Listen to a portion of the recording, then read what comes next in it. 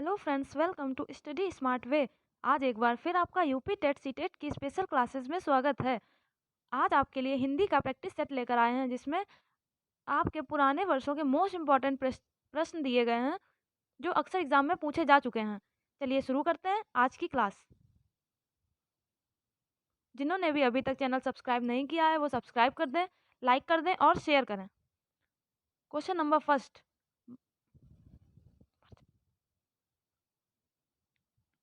मुख अवयवों के निकट आने से संघर्ष के पश्चात प्रकट होने वाली ध्वनि कौन सी है? आपके ऑप्शन दिए गए हैं, संघर्ष, अंतस्थ, वत्स या ऊष्म। तो इसमें पूछा गया है मुख अवयवों के निकट आने से संघर्ष के पश्चात जो ध्वनि प्रकट होती है वो आपकी ऊष्म कहलाती है। ऑप्शन नंबर फोर्थ सही हो जाएगा। इसके जो वर्ण होते हैं वो श, सा, श और हा। ये इसमें 4 वर्ण होते हैं। बाकी अंतस्थ में या, रा, ला और वा होते हैं। और स्पर्श स्पर्श व्यंजनों में 25 वर्ण होते हैं। 25 वर्ण होते हैं और इनको 5 वर्गों में विभाजित किया जाता है, 5-5 के हिसाब से। तो आप समझ गए होंगे, इसका फोर्थ नंबर ऑप्शन सही हो जाएगा। चलिए आगे बढ़ते हैं अगले प्रश्न की तरफ। षटपद का पर्यायवाची है तितली, भ्रमर, मकड़ी या केकड़ा। षटपद का पर्यायवाची आपका भ्रमर है, ऑप्शन नंबर बी। इसके और पर्यायवाची हैं भंवरा, भंवरा, अली, श्रृंग, श्रृंग और मधुकर। ये इसके पर्यायवाची हैं। अक्सर एग्जाम में पूछ लेते हैं कि भंवरे के पर्यायवाची बताइए, तो आपका ऑप्शन नंबर बी सही हो जाएगा। चलिए आगे बढ़ते हैं अगले प्रश्न पर। एक उद्देश्य एवं एक विधेयक से मिलकर बनने वाला वाक्य क्या कहलाता है? जिसमें एक उद्देश्य हो और एक विधेयक हो। आपके ऑप्शन दिए गए हैं, संयुक्त वाक्य, साधारण वाक्य, मिश्र वाक्य या आज्ञार्थक वाक्य। तो एक उद्देश्य और एक विधेयक से मिलकर आपका साधारण वाक्य बनता है, ऑप्शन नंबर बी सही हो जाएगा। चलिए अगले प्रश्न की तरफ बढ़ते हैं। देहलता इस सामासिक पद में कौन सा समास है? देहलता में कर्मधारा, द्विगु समास, अव्ययभाव समास या द्वंद्व समास। देहलता में समास पूछा गया है। देहलता का मतलब देह रूपी लता, देह रूपी लता। तो इसमें आपका कर्मधारा समास हो जाएगा, ऑप्शन नंबर फर्स्ट सही हो जाएगा। कर्मधारा समास का मतलब जिसका पहला पद विशेषण हो और पहला पद विशेषण और दूसरा पद विशेष से हो, जो कि पहले पद की विशेषता बता रहा हो। तो आपका ऑप्शन नंबर फर्स्ट सही हो जाएगा।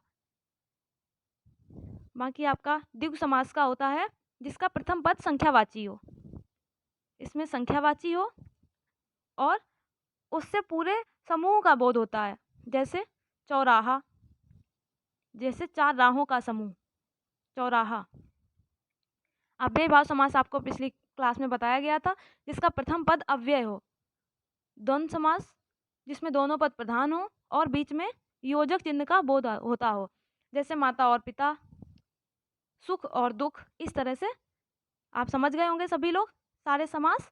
तो इसका ऑप्शन नंबर फर्स्ट सही हो जाएगा, कर्मधारा समास। चलिए आगे बढ़ते हैं अगले प्रश्न पर। सियार का तत्सम क्या है? श्रृंगार, सियार, श्यालक या श्रृंगाल। तो सियार का तत्सम आपका ऑप्शन नंबर फोर्थ सही हो जाएगा, श्रृंगाल। श्रृंगाल सियार को भी कहा जाता है। चलिए अगले प्रश्न की तरफ बढ़ते हैं। क्वेश्चन नंबर 6, जनार्दन शब्द किसका पर्यायवाची है? राम का, कृष्ण का, विष्णु का या ब्रह्मा का। जनार्दन आपका विष्णु भगवान का पर्यायवाची है, ऑप्शन नंबर थर्ड सही हो जाएगा। इनके और पर्यायवाची हैं नारायण, हरि, नारायण, हरि, मुकुंद। इनको याद रखिएगा, एग्जाम में पूछ लेते हैं और नहीं तो कहीं पर नोट कर लीजिएगा। नारायण, हरि, मुकुंद, चतुर्भुज। इसी तरह से भगवान श्री कृष्ण के पर्यायवाची गोपाल, घनश्याम, गोपाल, घनश्याम, केशव। ये पर्यायवाची याद कर लीजिएगा। भगवान राम के पर्यायवाची रघुपति, पुरुषोत्तम। मोस्ट इंपॉर्टेंट है, ये एग्जाम में पूछ देते हैं। पुरुषोत्तम, रघुपति, रघुबर, राघव, इसी तरह से ब्रह्मा के पर्यायवाची विधाता, विधाता, सृष्टिकर्ता, विरंच, तो इनको कहीं पर नोट कर लीजिएगा। इसका जनार्दन किसका पर्यायवाची? ये भगवान विष्णु का पर्यायवाची। ऑप्शन नंबर 3 सही हो जाएगा। चलिए आगे बढ़ते हैं अगले प्रश्न पर। सब्यसाची शब्द के लिए एक शब्द, एक वाक्य है। सदा सत्य बोलने वाला, बाएं हाथ से कार्य करने वाला, जिसने बहुत कुछ सुना हो, अपनी इच्छा के अनुसार आचरण करने वाला। सब्यसाची के लिए एक वाक्य पूछा जा रहा है, तो इसमें आपका ऑप्शन नंबर 2 सही हो जाएगा, बाएं हाथ से कार्य करने वाला। बाएं हाथ से कार्य करने वाले को सब्यसाची कहते हैं।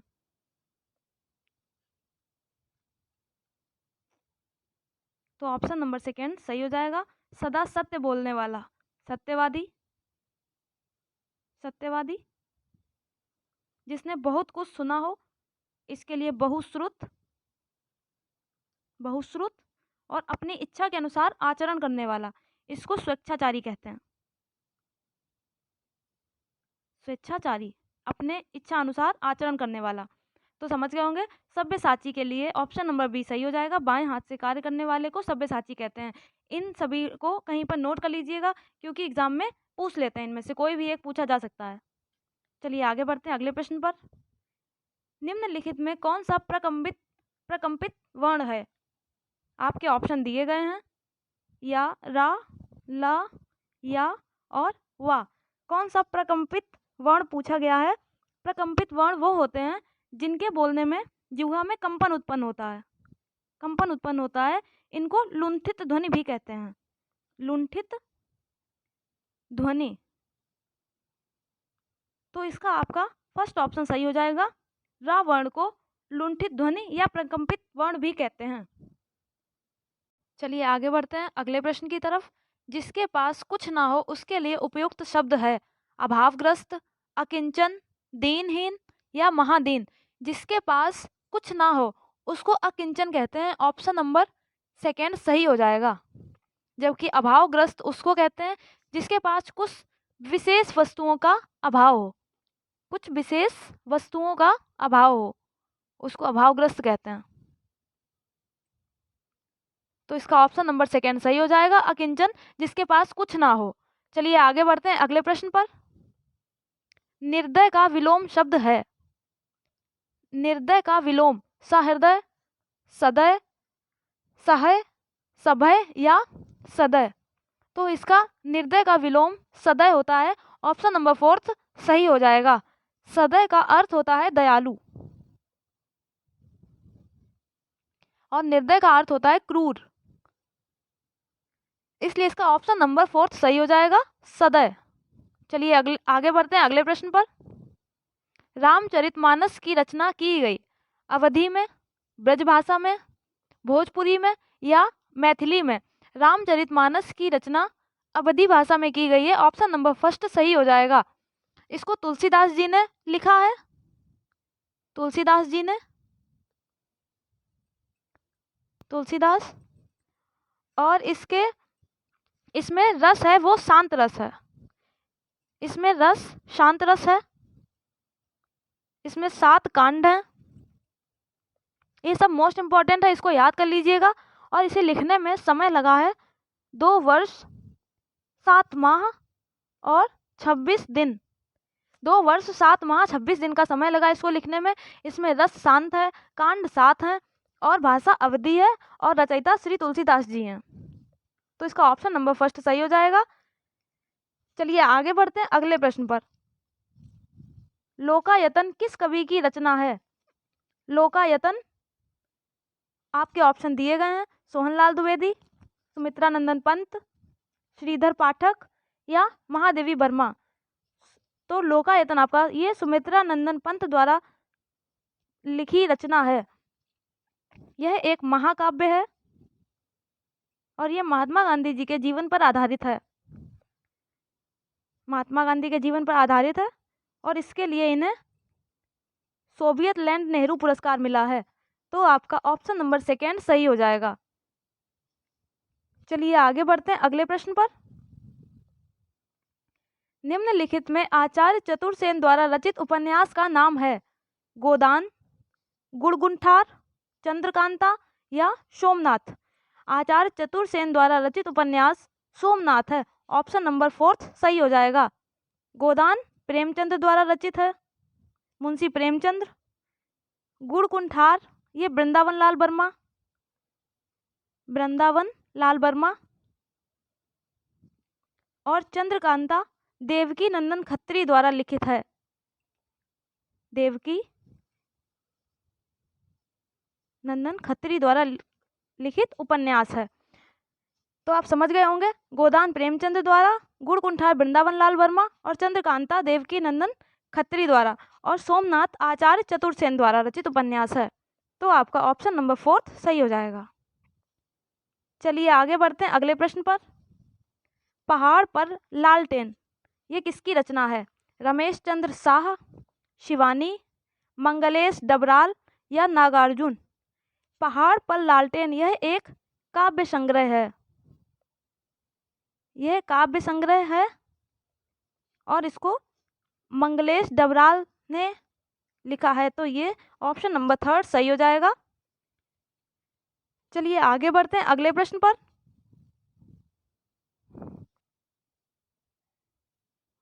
भगवान भारतवर्ष में गूंजे हमारी भारती यह किस कवि की रचना की पंक्ति हैं? आपके ऑप्शन दिए गए हैं।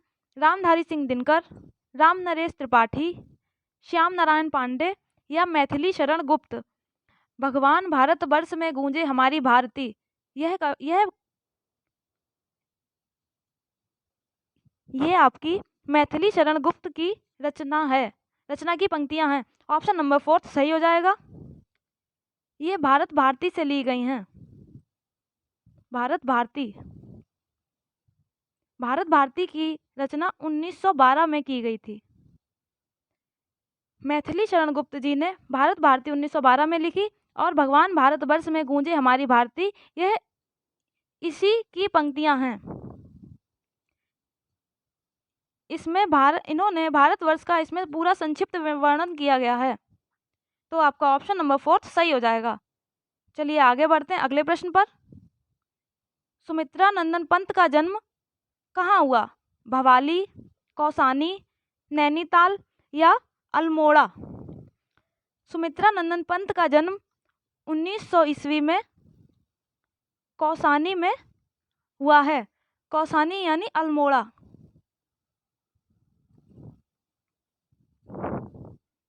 तो आपका ऑप्शन नंबर 2 सही हो जाएगा। और इनकी मृत्यु 1977 में हुई है,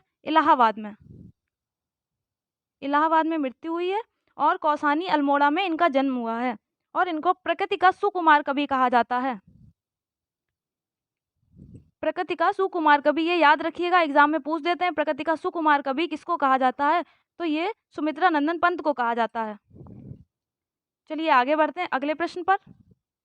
निम्नलिखित में रीतिकाल के कवि कौन से हैं? मीराबाई, सूरदास, नाभादास या बिहारी लाल जी। आपको बता दें रीतिकाल के कवि ऑप्शन नंबर 4 सही हो जाएगा। बिहारी लाल जी रीतिकाल के कवि हैं। बाकी मीराबाई, सूरदास और नाभादास ये भक्तिकाल के कवि हैं। भक्तिकाल के कवि हैं।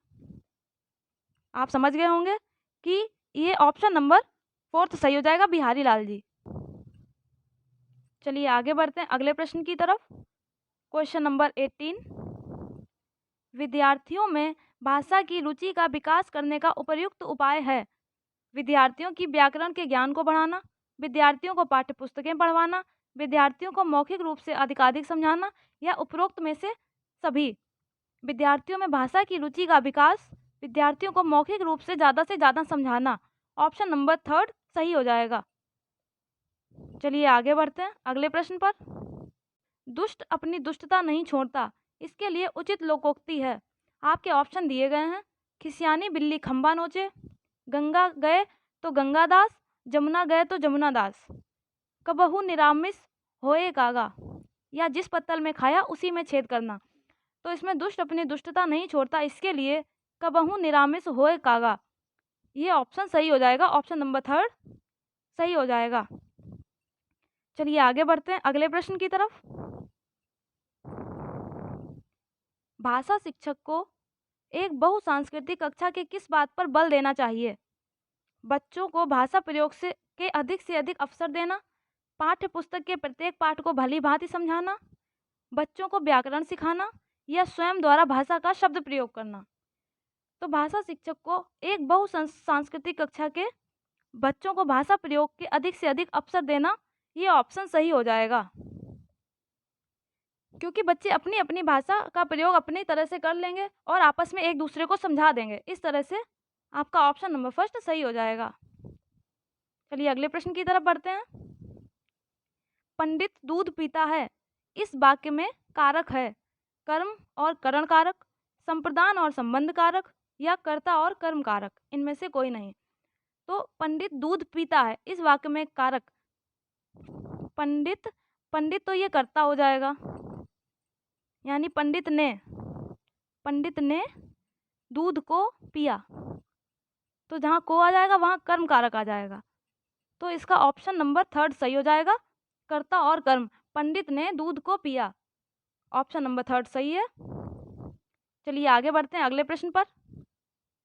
भाषा प्रवाह तथा अभिव्यक्ति कौशल के मूल्यांकन का उपयुक्त तरीका है।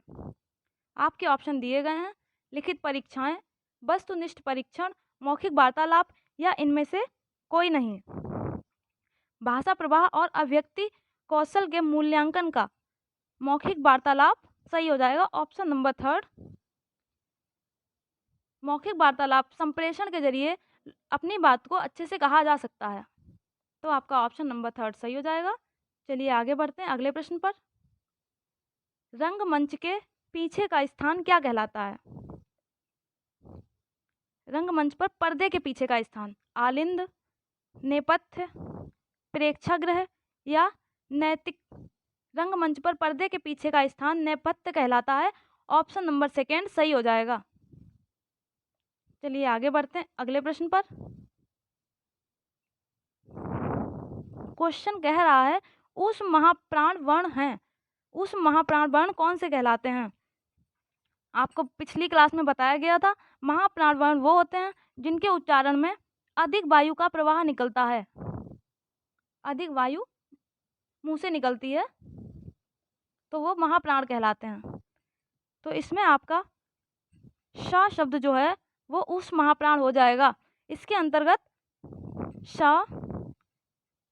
श श और हा ये आते हैं,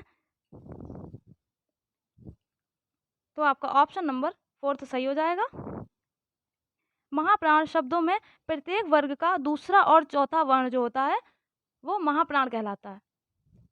चलिए आगे बढ़ते हैं अगले प्रश्न पर।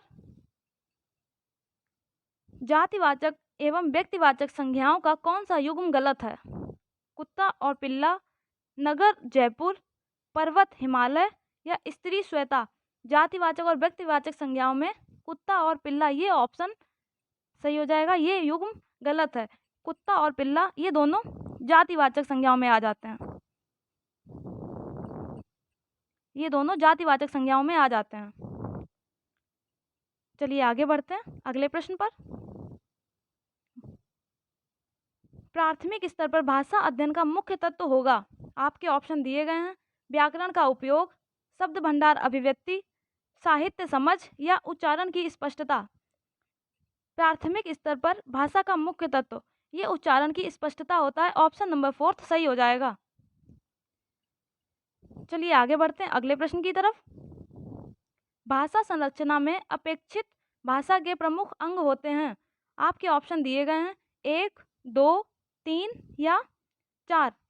तो इसके दो अंग होते हैं, एक लिखित और एक मौखिक, तो ऑप्शन नंबर आपका सेकेंड सही हो जाएगा।